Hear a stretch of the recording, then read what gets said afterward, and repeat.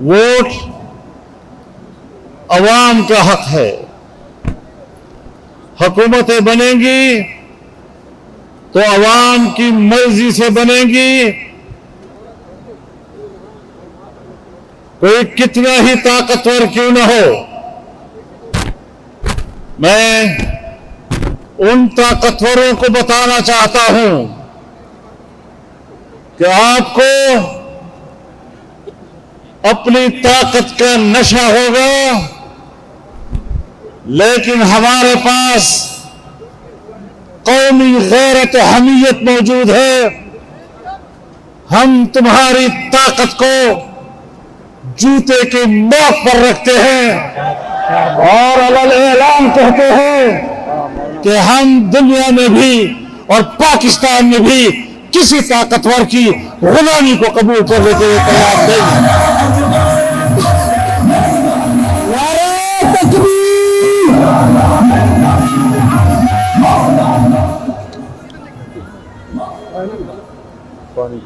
पानी दो, पानी। हेलो, पानी दो भाई। मेरे मोहतरम दोस्तों,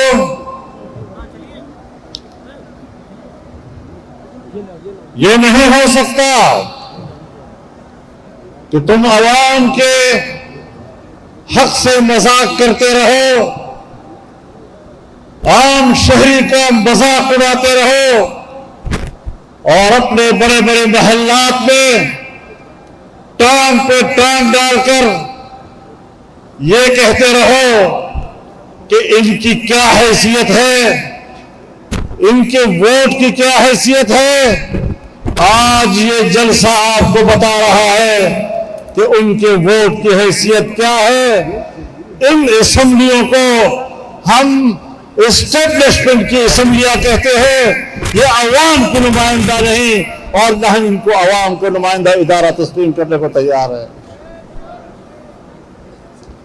लिहाजा अब हमने चलना है, हमने आगे सफर करना है।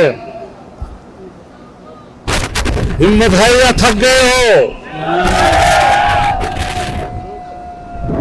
इस सफर में अगर जेल आए तो करेंगे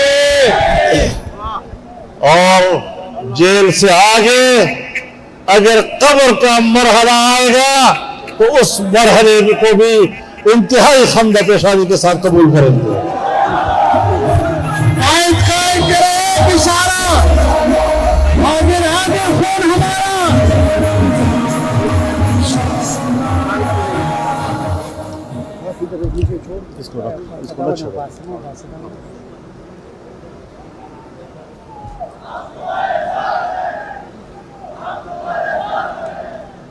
मेरे मोहतरम दोस्तों,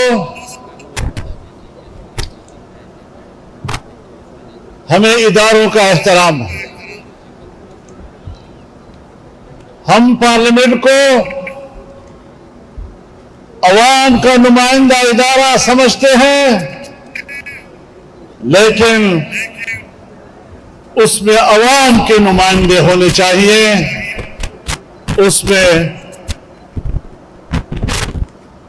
जासूसी इदारों के नुमाइंदे नहीं होने चाहिए।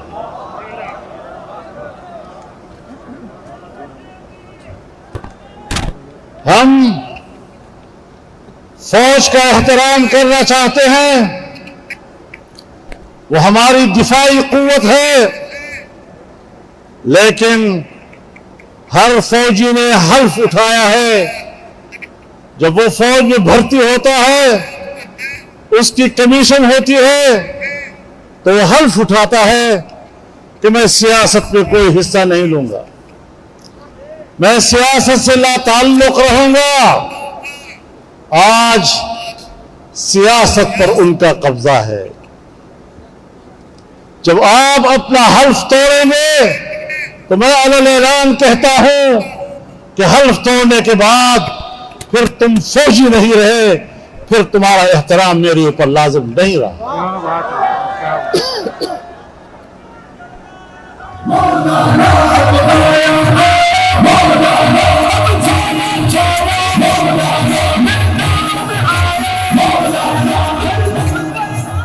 मेरे محترم دوستو،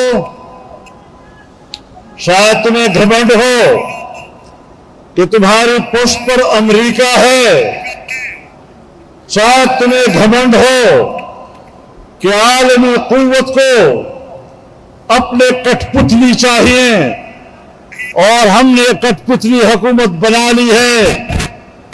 میں واضح کر دینا چاہتا ہوں کہ جن پر تمہیں گھمنڈ ہے پرسوں افغانستان سے دم دبا کر بھاگا ہے۔ اگر افغان قوم ان کو بھگا سکتی ہے اپنی سرزمین سے تو پاکستانی قوم بھی ان کو اپنی سرزمین سے بھگا سکے گی۔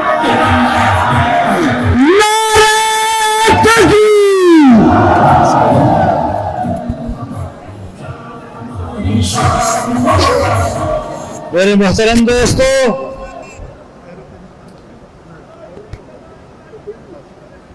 اس ملک کو بنانے میں آپ کا کوئی کردار نہیں ہے، ہاں اس ملک کو توڑنے میں تمہارا کردار ہو سکتا ہے۔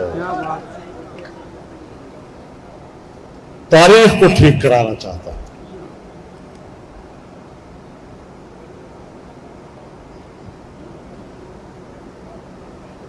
ذرا تاریخ کے اوراق کو پلٹیے اور ان اجتماعات کو روایتی اجتماع مت سمجھیے۔ یہ لوگ صرف ایک جلسہ کرنے کے لیے اکٹھے نہیں ہوئے، یہ انقلابی جذبے کے ساتھ اکٹھا ہیں اور سیاسی میدان میں آپ کا مقابلہ کرنا چاہتے ہیں اور سیاسی میدان میں آپ کا مقابلہ کرنا جانتے بھی ہیں۔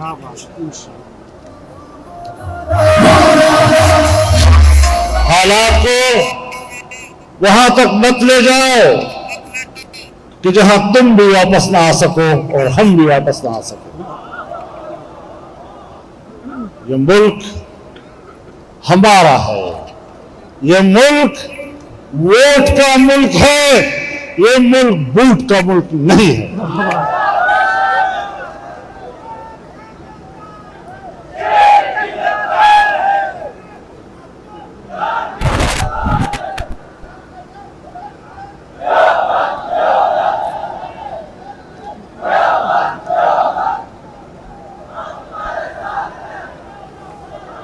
ایک زمانہ تھا جنرل مشرف پاکستان کے ڈکٹیٹر تھے۔ ایک دفعہ مجھے کہنے لگے کہ مولانا صاحب مان جاؤ نا، امریکہ آقا ہے، ہم ان کے غلام ہیں نا۔ میں نے کہا جنرل صاحب یہ تو میں مانتا ہوں کہ امریکہ آقا ہے، لیکن کردار دو ہیں، ایک تیرے آباء و اجداد کا کردار جس نے آقا کے سامنے سجدہ کیا، اور ایک میرے آباء و اجداد ہیں جنہوں نے ان کی خدائی اور آقائیت کا انکار کر کے اپنے سر تو کٹوا دیے لیکن جھکنے کے لیے تیار نہ ہوئے۔ تجھے اپنے آباء و اجداد کی تاریخ مبارک، مجھے اپنے اکابر اسلاف کی تاریخ مبارک۔ نعرہ تکبیر! للکار ہے، للکار ہے، للکار ہے، للکار ہے۔ میرے محترم دوستوں،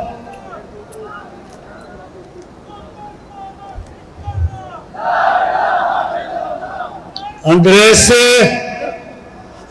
آزادی حاصل ہی ہوئی، انگریز سے آزادی تم نے حاصل نہیں کی۔ جس آزادی پر تم اترا رہے ہو یہ تمہاری عیاشیوں کے نتیجے میں نہیں ملی، یہ انگریزوں کی غلامی میں نہیں ملی۔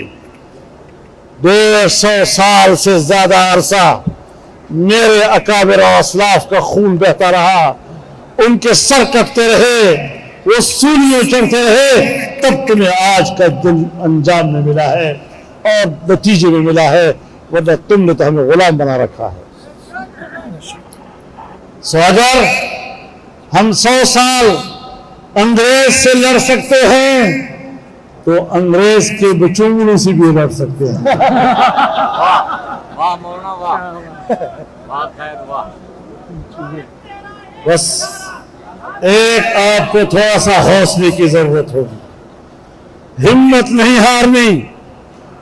پارلیمنٹ کی طرف مت دیکھو کہ وہاں کتنے لوگ بیٹھے ہیں اور کتنے نہیں. اس میدان میں دیکھو کون بیٹھا ہے اور کتنے بیٹھے ہیں. واہ واہ بہت خوب. بہت خوب. میرے محترم دوستو, جو ملک ہم نے لا الہ الا اللہ کی بنیاد پر حاصل کیا, یہی ایک ہی قوت ہے پاکستان میں جو لا الہ الا اللہ کے سامنے رکاوٹ ہے, جس نے 75 سال میں اس ملک کو اسلامی ملک بنانے میں سیاستدانوں کے کردار کا راستہ روکا ہے, جنہوں نے صرف اسی لیے اپنی مرضی کے پارلیمنٹ بنائے ہیں اور اپنی مرضی کے لوگوں سے پارلیمنٹ کو بھر دیتے ہیں کہ ان کو قرآن و سنت سے کوئی دلچسپی ہی نہیں.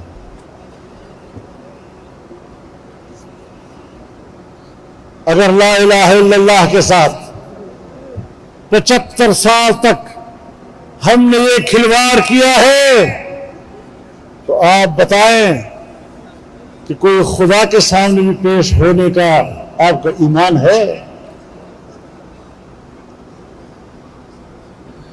تم نے اسلام سے غداری کی.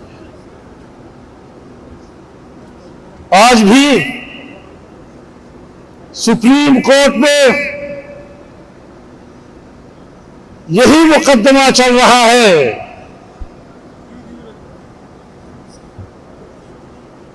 کہ پاکستان میں قادیانی ہو جو بھی ہو, کھلے بندوں ان کو اپنے عقائد کے پرچار کرنے کی اجازت ہے. ہم نے اس فیصلے کو چیلنج کیا ہے.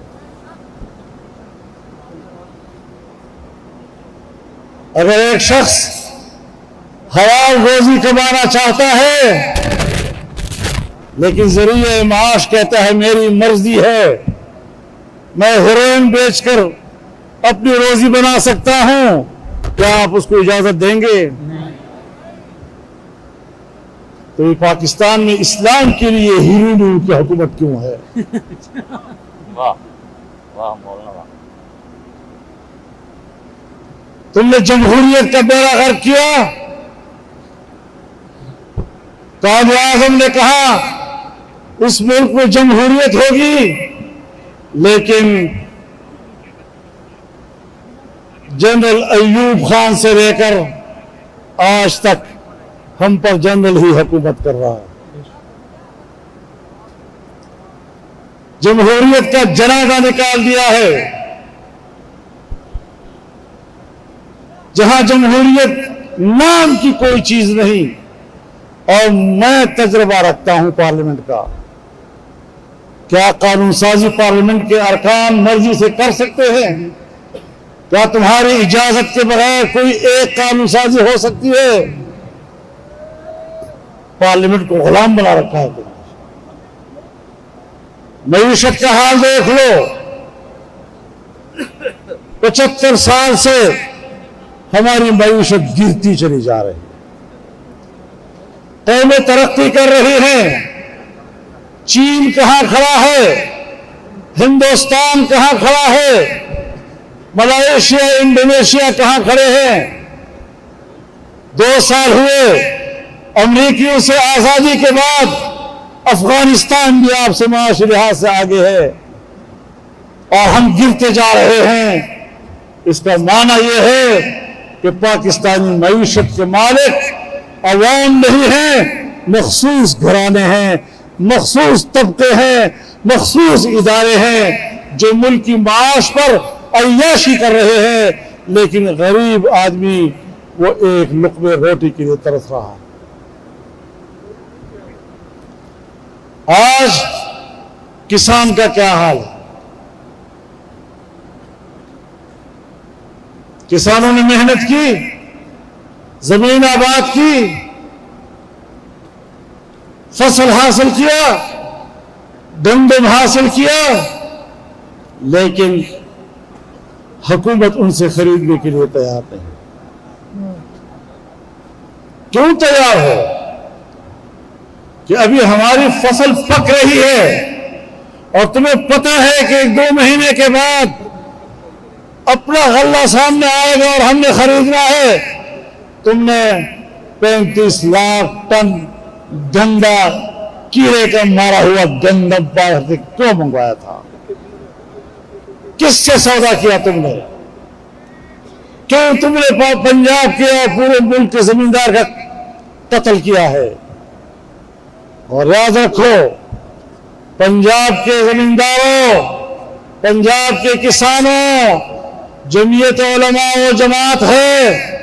جب سن 1968 میں جمعیت علماء اسلام کا پہلا منشور چھپا تو ہماری قیادت نے سب سے پہلے کسان کا نعرہ لگایا تھا، بے شک، مزدور کا نعرہ لگایا تھا، غریب کا نعرہ لگایا تھا، اور آج بھی ہمارے منشور میں کوئی ترمیم نہیں ہوئی۔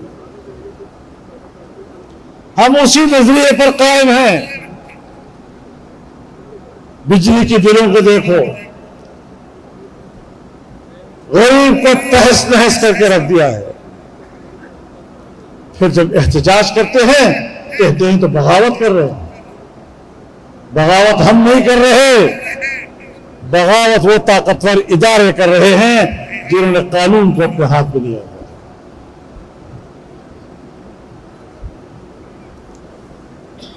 کسی زمانے میں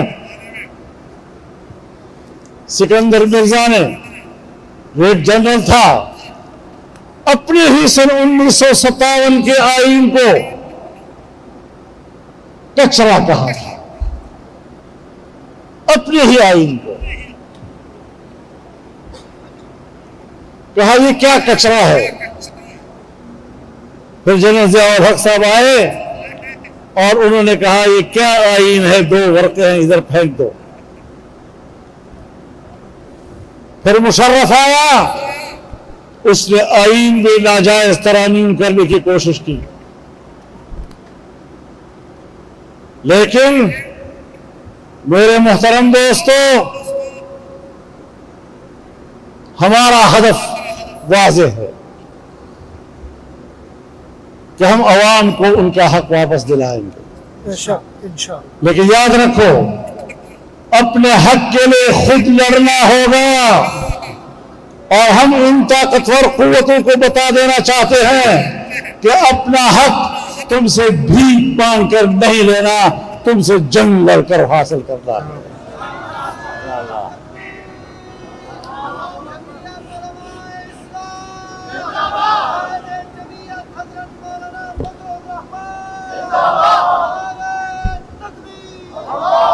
میرے محترم دوستو، تمہاری کارکردگی ہم جانتے ہیں۔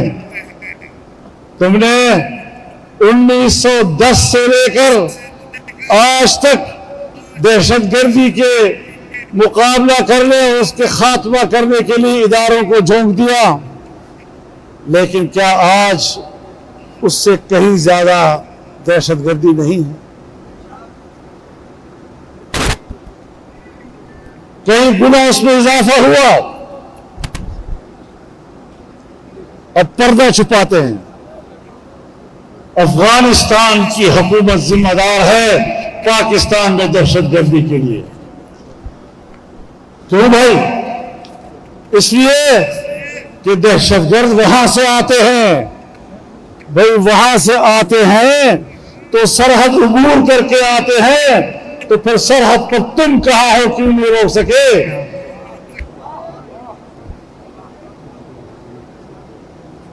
اور پھر میں بتانا چاہتا ہوں، جنرل مشرف نے افغانستان پر حملہ کرنے کے لیے پاکستان کے ہوائی اڈے امریکہ کو نہیں دیے، افغانوں پر حملہ کرنے کے لیے اڈے دیے، افغانوں پر حملہ کرنے کے لیے فضائیں دی۔ کبھی انہوں نے آپ سے شکایت کی کہ آپ کی ایئرپورٹوں سے اور آپ کے فضاؤں سے جہاز اڑ کر ہم پر حملہ کیوں کرتے ہیں؟ انہوں نے تو آپ سے جہازوں کی شکایت نہیں کی، انہوں نے تو آپ سے بمباری کی شکایت نہیں کی۔ 20 سال تک تم نے ہزاروں لوگوں کو اپنی بمباریوں سے تباہ کیا، کمال کو تباہ و برباد کر دیا۔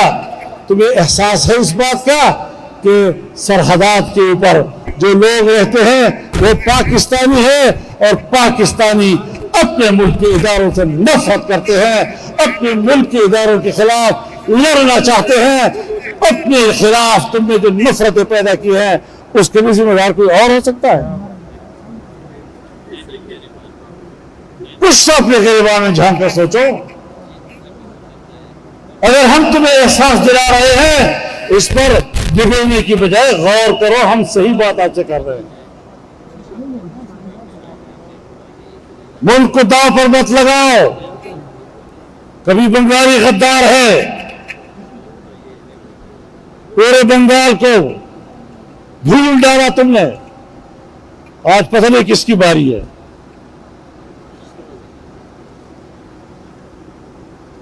کس کو سزا ملے گی؟ اور وفاداریوں کے روپ میں اور ریاست کے مبادلے میں کسی کو غدار کہنے کی کوشش نہ کیا کرو۔ جو بھی ہوگا اس کے ذمہ دار خود تم ریاستی ادارے ہو۔ ذرا اپنے کردار پر بھی نظر رکھو۔ دفاع ہو سکتا ہے، دفاعی قوت ہماری اچھی ہے، لیکن وہ دفاع کرتی نہیں ہے، وہ سیاست کرتی ہے۔ امن و امان تباہ ہوتا جا رہا ہے۔ ہر شخص گھر سے نکلتا ہے تو سوچتا ہے شام واپس گھر آ سکوں گا یا نہیں۔ آپ کی حالت تو ابھی کچھ اچھی ہے، ذرا جائیں نا کے پی کی طرف، ذرا جائیں نا بلوچستان کی طرف، وہاں کے حالات کو ذرا دیکھیں کس حالت پہ لوگ پہنچ گئے۔ کم از کم خیبر پختونخوا کو میں جانتا ہوں، وہاں تو تمہارا رٹ ہی ختم ہو چکا ہے، اور بات کرتے ہو کہ ہم حکمران ہیں۔ ملک کو ٹھیک کرنا ہے، یکجہتی پیدا کرنی ہے، آئین پہ عمل کرو، اسلامی نظام لانا ہوگا، ورنہ آئین کا تقاضا پورا نہیں ہوگا۔ آئین کے تحت دیے ہوئے جمہوریت کو ملک میں لانا ہوگا، ورنہ آئین کا تقاضا پورا نہیں ہوگا۔ آئین کے مطابق لوگوں کو انسانی حق دینے ہوں گے، ورنہ آئین کا تقاضا پورا نہیں ہوگا۔ لوگوں کی معاشی ضرورتوں کو پورا کرنا ہوگا، ورنہ آئین کا تقاضا پورا نہیں ہوگا۔ اور یاد رکھو، آئین پاکستان پورے ملک کے تمام قومیتوں اور ہر فرد کے درمیان ایک میثاق ملی کی حیثیت رکھتا ہے۔ اگر یہ میثاق ختم ہو گیا تو پھر ملک کو ایک نہیں رکھا جا سکے گا۔ تم طاقت کے ذریعے ملک کو ایک نہیں رکھ سکو گے۔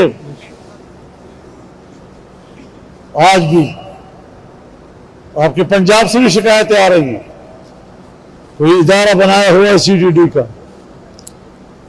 4 شیڈول میں علماء کو ڈالتے ہیں۔ 4 شیڈول تھانے کے اندر کے بدماشوں کے خلاف بنا تھا۔ اس بدماش کا تصویر تھانے میں لٹکتی تھی، وہ تھانے سے باہر جاتا تھا تو تھانے کو آگاہ کر کے جاتا تھا۔ آج اس بدماش کا قانون شرفاء طبقے علماء کرام کے خلاف استعمال ہو رہا ہے۔ علماء نے قیام امن میں تیرا ساتھ دیا ہے، یہ گناہ کیا ہے۔ میرے مدرسے نے آپ کو سپورٹ کیا ہے، وہ آئین کے ساتھ کھڑا ہے، قانون کے ساتھ کھڑا ہے، ملک کے ساتھ کھڑا ہے، کیا یہی گناہ ہے اس کا؟ لیکن یاد رکھو، 4 شیڈول ہمارا راستہ نہیں ہے۔ کچھ دن پہلے ہمارے ایک ضلع کے ذمہ دار کے خلاف اس بات پر FIR درج ہوا کہ وہ مظفر گڑھ کی عوامی اسمبلی کے لیے لوگوں کو دعوت دے رہا ہے، اور تمہیں ایک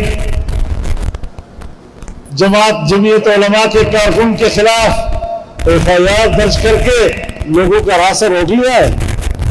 نہیں اور کرو، یہ جذبہ بڑھتا جائے گا، انشاءاللہ یہ جذبہ اب رکے گا نہیں، انشاءاللہ یہ سفر آگے بڑھنا ہے۔ اور میرے محترم دوستو، ہم نے اعلان کیا ہے کہ 7 ستمبر 2024 کو عقیدہ ختم نبوت کے تحفظ کی ترمیم منظور ہوئی تھی، قادیانیوں کو غیر مسلم اقلیت قرار دیا گیا تھا، اب اس کے 25 سال پورے ہو رہے ہیں، 50 سال پورے ہو رہے ہیں، اور انشاءاللہ 7 ستمبر کو ہم اور آپ انشاءاللہ مینار پاکستان پر جمع ہوں گے، پورا ملک اکٹھا ہوگا اور عقیدہ ختم نبوت پر مر مٹنے کے لیے ایک نیا عہد کرے گا۔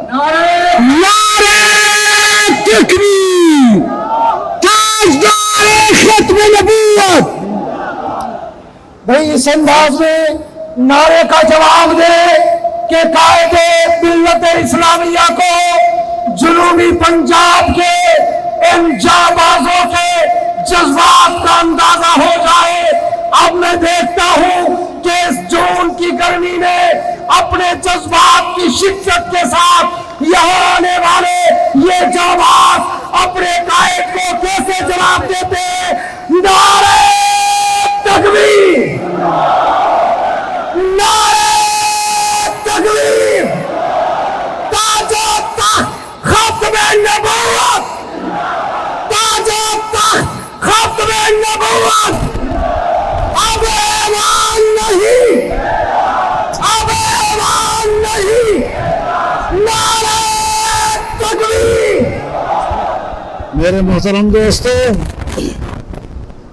ہم نے جو اعلان کیا تھا کہ 50 سالہ گولڈن جوبلی منائی جائے گی، اب میں اس میں ایک اضافہ کرتا ہوں، انشاءاللہ 7 ستمبر 2024 کو لاہور کے مینار پاکستان پر یوم الفتح منایا جائے گا۔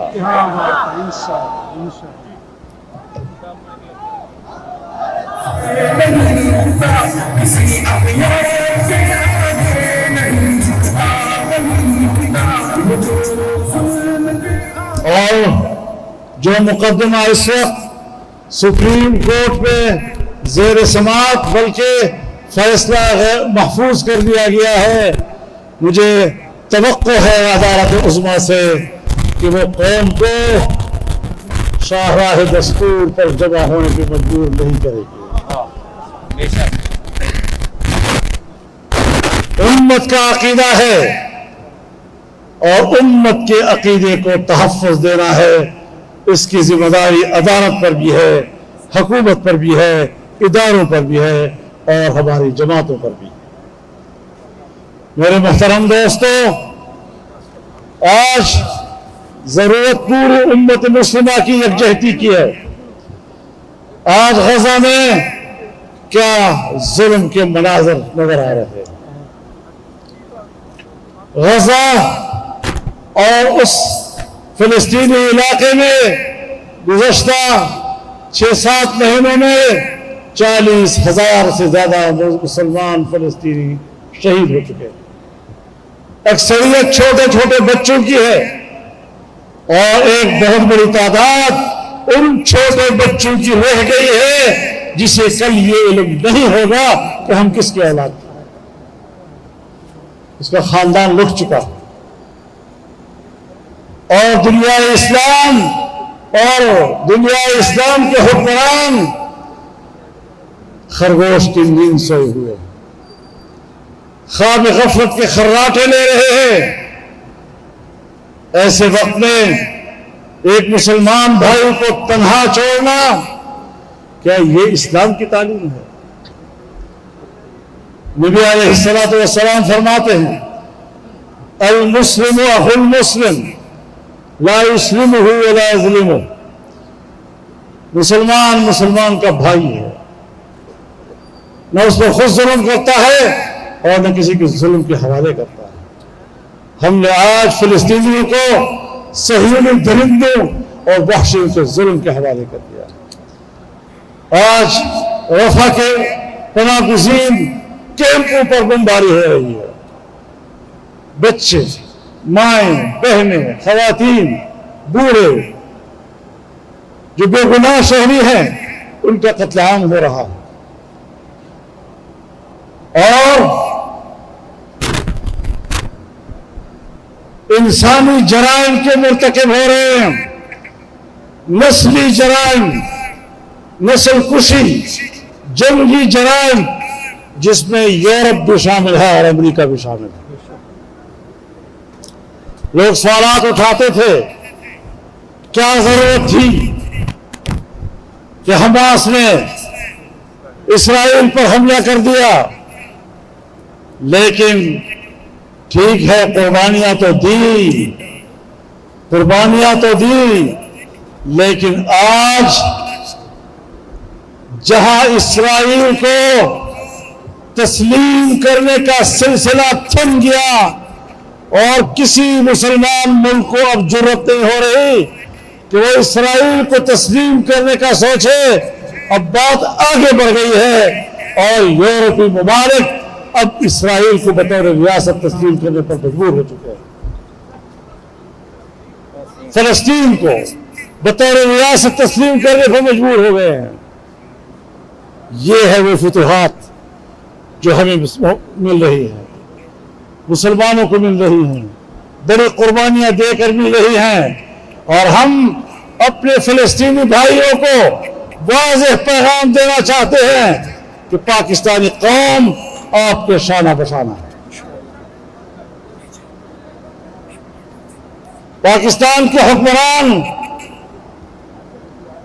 کسی اور طاقت کی طرف دیکھ رہے ہوں گے، لیکن ہم اللہ کی طاقت کی طرف دیکھتے ہیں۔ بے شک ہمیں اس دنیاوی طاقتوں کی کوئی پرواہ نہیں، مسلمانوں کے ساتھ ہیں۔ اور جب امریکی وزیر خارجہ آیا اور اس نے اسرائیل میں اتر کر کہا کہ میں وزیر خارجہ نہیں، میں تو ایک یہودی بن کر آیا ہوں آپ کے پاس، تو ہم نے بھی کہا کہ ہم بھی قطر جائیں گے اور قطر میں حماس کی قیادت کو کہیں گے کہ میں بطور فضل الرحمان کے نہیں آیا، میں پاکستانی قوم کی طرف سے بطور مجاہد آپ کے ساتھ آیا ہوں۔